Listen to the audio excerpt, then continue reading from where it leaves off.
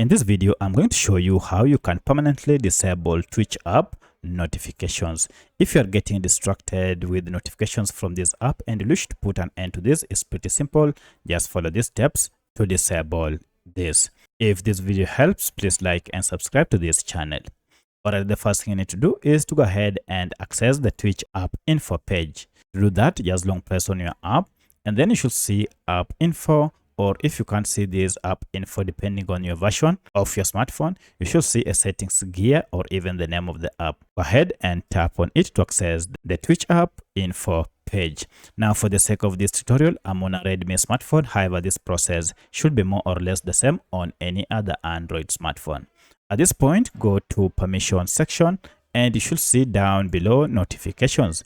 You can see notifications are turned to yes, and if I open this notification option, you can see all these types of notifications are on. For this reason, you have been receiving all those notifications. Now, instead of turning off one by one here, just go ahead and toggle off show notifications, and all the other types of notifications will be toggled off.